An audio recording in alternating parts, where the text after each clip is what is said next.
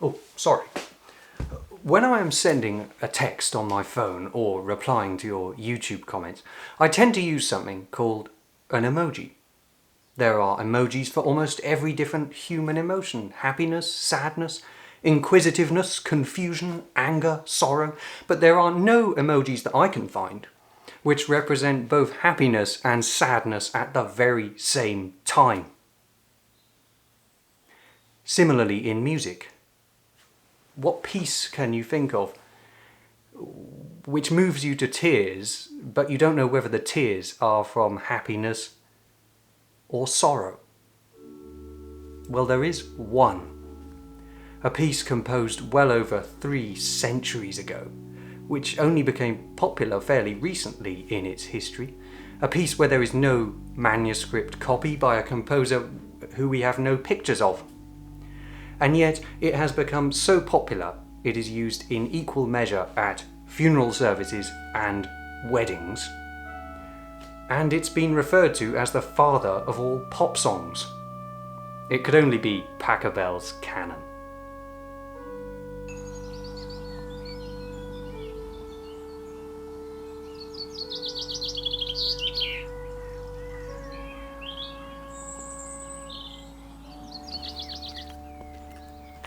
When John Lennon and Paul McCartney were writing songs together, their artistic workings would sometimes descend into arguments, as you would expect from two intensely creative people. But at the very height of these arguments, all issues between them would be quelled by John Lennon looking up from his glasses and saying, "It's only me, Paul." Why am I telling you this story? Well, first of all, because Lennon and McCartney feature just a little bit later in today's video, but secondly, because this is one of those days where I also have to hide behind my sunglasses, because otherwise I wouldn't be able to see where I'm going. I don't like to film in sunglasses because so much of human emotion and expression is conveyed with the eyes. It's very important, isn't it? But unfortunately, and I'm sorry to say, for this part of the journey, my eyes shall be concealed. But in case there were any doubt, you needn't be afraid, because today I am the Salisbury organist, back in Salisbury, this outlying village of Charlton All Saints.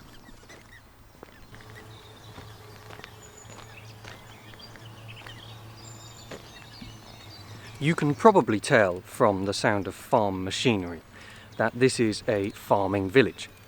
In fact, it has been since Saxon times. Charlton is from the Old English, which refers to a farming and peasant community. But this parish got larger as the centuries progressed, and eventually it needed its own church. And that's where All Saints comes into the village name. And it is indeed this glorious building which I see rising up from the hedgerows as I make my way down this footpath. All Saints Church.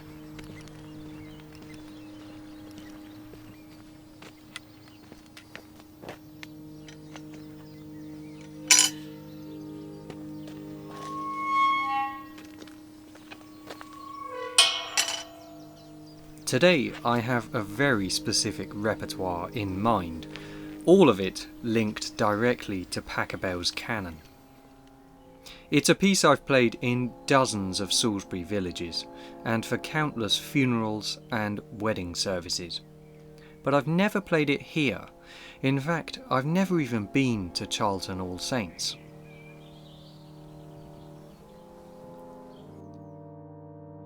The church was built in 1851, consecrated in a 4-hour service led by the Bishop of Salisbury. Seeing it through my vivid 21st century lens, it's hard to imagine the crowd gathered here back then. And it's even harder to picture the masons and the craftsmen who worked tirelessly to see it completed. They've all long gone, but All Saints Church is their legacy, and I'm curious to see what it's like inside.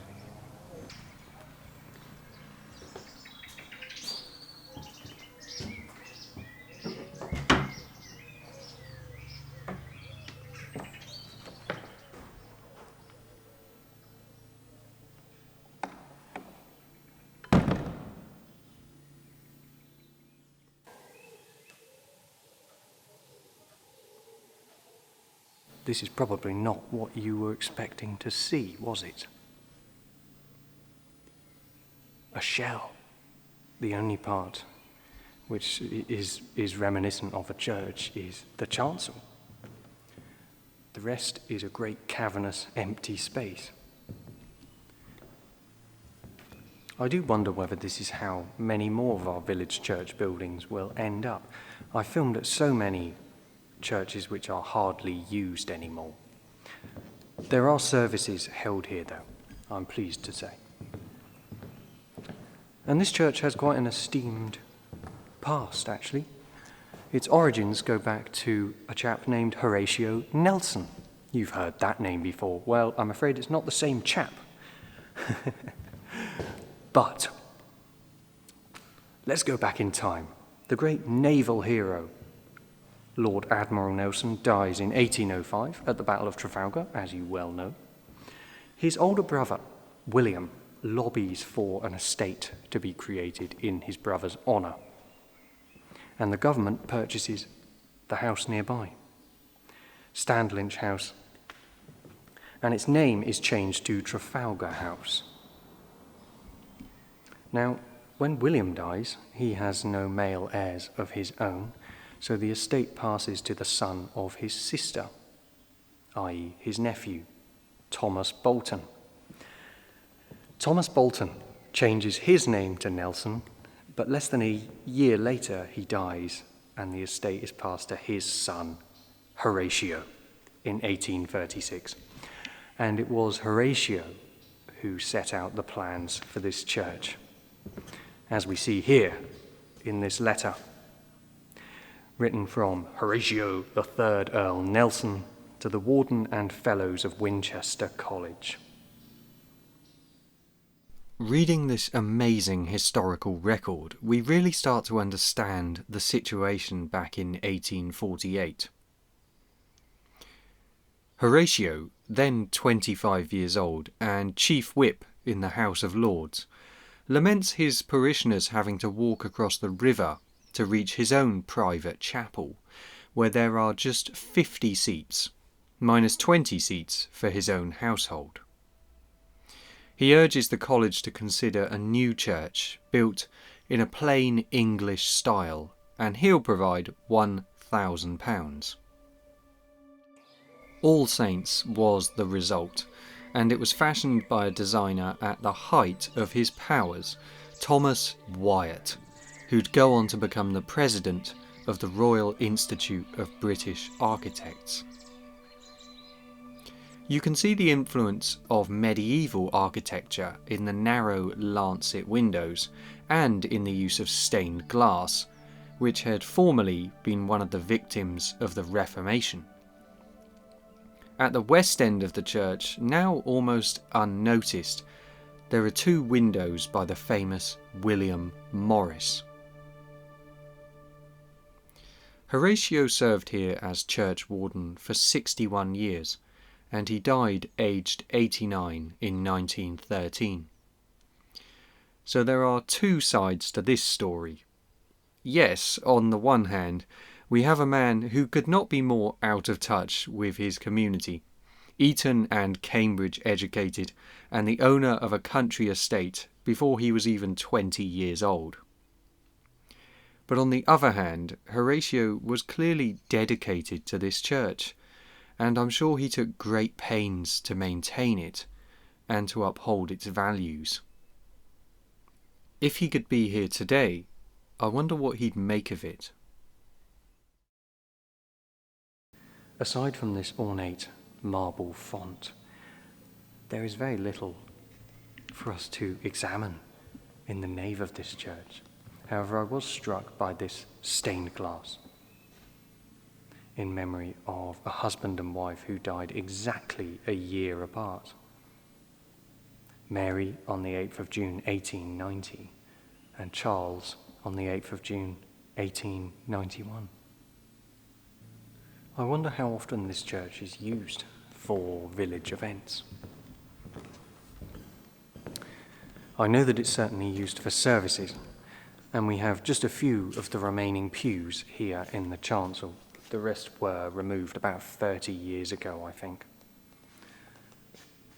So now we see that this area is actually too small for its pipe organ, which is huge. And there's a kind of bill for the organ here on the wall, which says, Charles Martin, organ builder, St Clement's, in Oxford. And it's addressed to the Right Honourable Earl Nelson of Trafalgar in Salisbury, 1884. September the 13th, a new organ for Charlton Church, £263. So this new organ was intended to fill this space, and now it has much less space to fill, supposing the congregation just sit here in this chancel area, which I suppose they probably do. It's a slightly funny machine because it's actually quite difficult to get into the console. There's some jiggery-pokery which has to take place to move the music desk up, and then you lift this big wooden cover and push it backwards to reveal the keyboards. Let's see how that goes.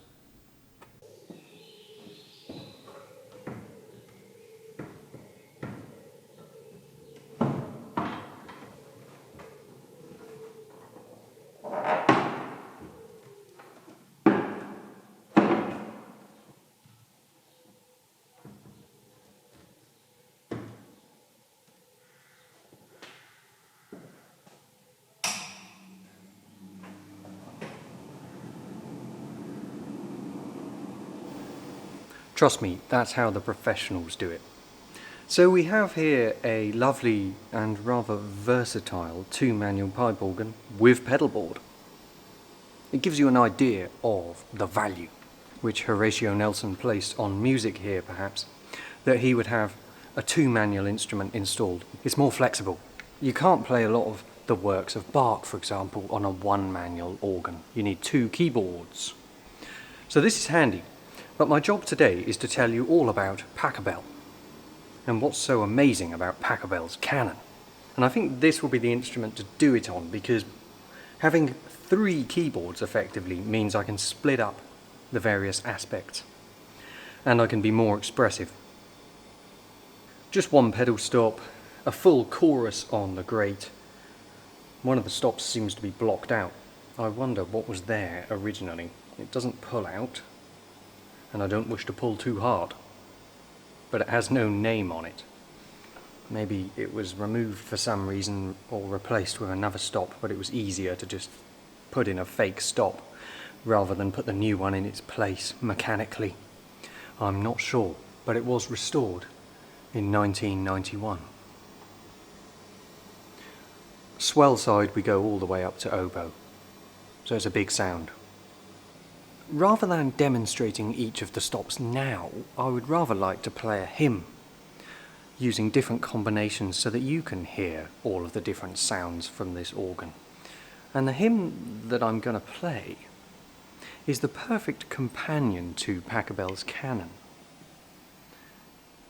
And I say that because it's a hymn which, like Pachelbel's Canon, is played at weddings and funerals. In other words, at both cheerful and sorrowful events. And that hymn is called Be Thou My Vision.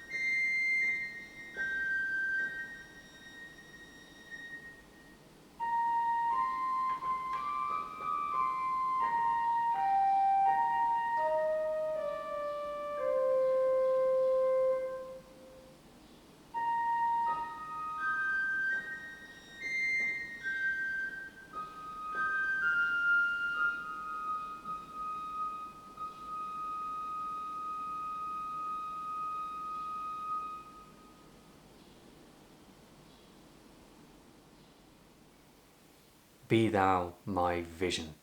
And at the very end there, I was using my favourite bird song, Stop. The 4-foot flute played an octave higher. The rest of today's repertoire is about Pachelbel because it's a piece by a composer we sometimes describe as a one-hit wonder. Everybody knows Pachelbel's Canon, but they don't know who Pachelbel is, and to most people a canon is a primitive weapon used at the Battle of Trafalgar. So, Pachelbel, he was a German composer. He was born in 1653, just over 20 years before J.S. Bach. And in his day, he was very famous and his music was very popular. Not only was he a great organist, but he wrote hundreds of organ pieces. So it's surprising that his most famous piece is actually composed for 3 violins and bass. And even more surprising that in its original form, it's actually unplayable on the church organ. We'll get onto that in a minute. Before I actually play Pachelbel's Canon, let me play you another piece of music by the same composer so that you get a flavour of his style. This is the Chaconne in F minor, and it uses one principle which is exactly the same in the canon, and that is a ground bass. What does that mean? Well, it means a line, normally played on the pedals, which repeats over and over again. And it's the music above it which changes, and the genius of the composer is creating variety within that fixed structure. So in the Chaconne in F minor, here is the ground bass.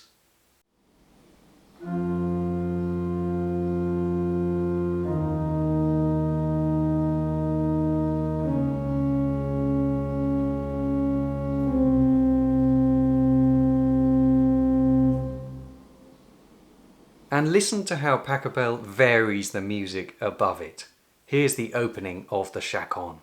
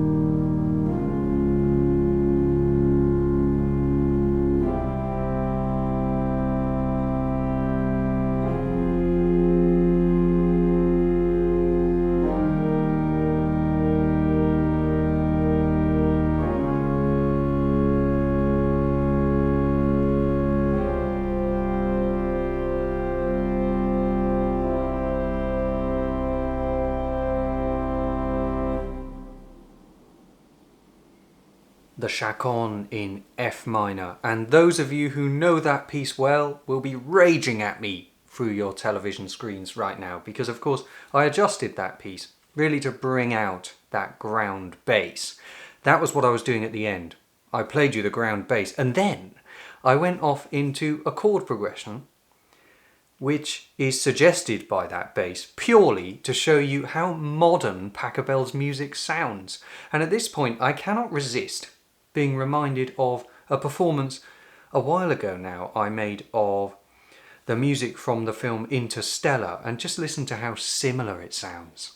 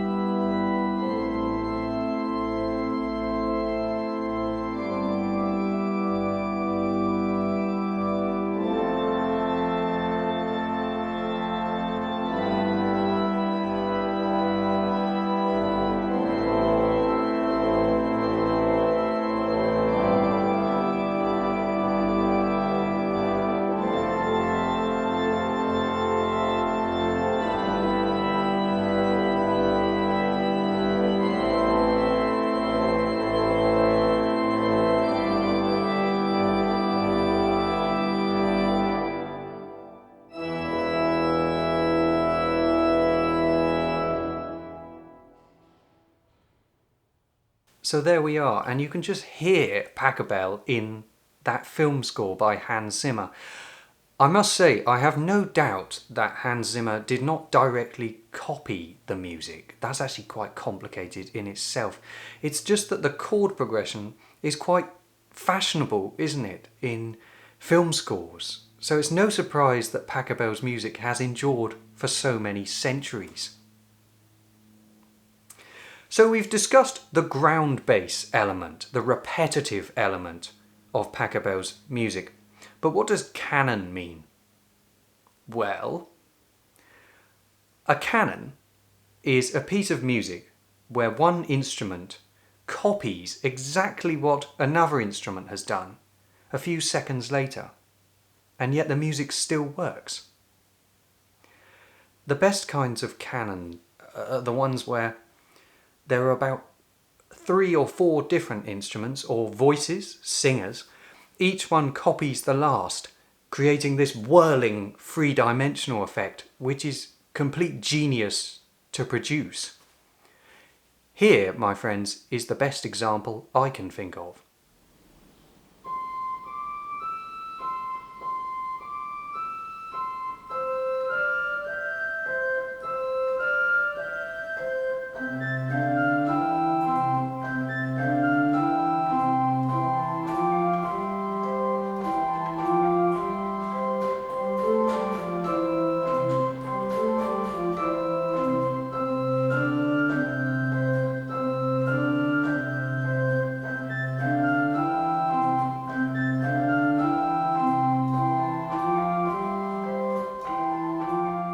And so on. Frere Jacques is probably the simplest kind of musical canon that there is. But it's actually quite complex when you start putting all of those tunes together. Pachelbel uses exactly the same principle in his canon. Just look at the score. At the bottom we have the ground bass, and then a violin comes in with a tune. A few moments later, another violin copies it with the same tune, while the first one goes off somewhere else. And then the third violin comes with that opening tune. So they're all playing the same thing, but at different times. They're all out of sync, but it still works over the top of that ground bass. It's genius. Next time you hear Pachelbel's Canon, you must listen out to that. That's why it's so clever as a composition. There is one hitch. All of those parts make it unplayable on the church organ. You cannot physically play all of it as it's written. Violins are all at the same pitch, playing the same tune. So there are going to be lots of moments where your fingers would physically be crossed over. On the church organ, you'd be playing the same note twice, which is impossible. So every version of Pachelbel played on the church organ is wrong, including mine. But hey ho, this is Pachelbel's Canon.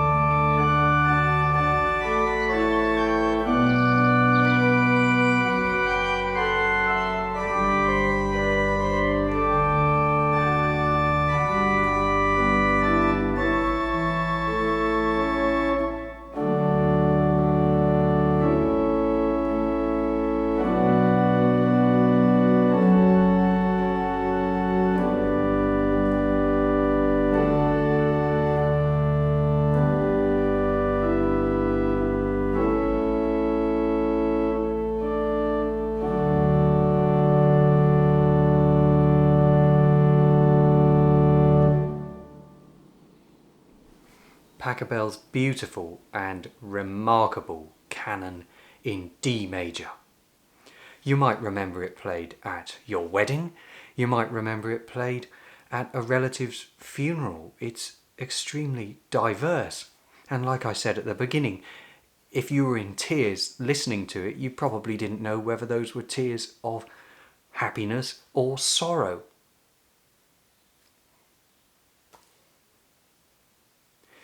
I have one very special performance to end this video on today. But before I do, if you are enjoying this film today, perhaps if you've learnt something, if you like to see the footpaths, hear the birds, see inside these churches and listen to the music, do please consider just leaving a small donation to help me out if you'd like to. I am a self-taught filmmaker. I do learn as I go, but I always try my best. And in addition to that, I'm always looking for buildings to visit that I know that you'll like and find interesting. If you'd like to support me, you can leave a donation using PayPal.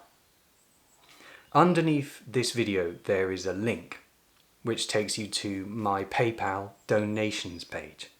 And it's a fantastic way of supporting me because wherever you are in the world, you can be confident that your donation will reach me. And it will help me to continue to make these films in the English countryside.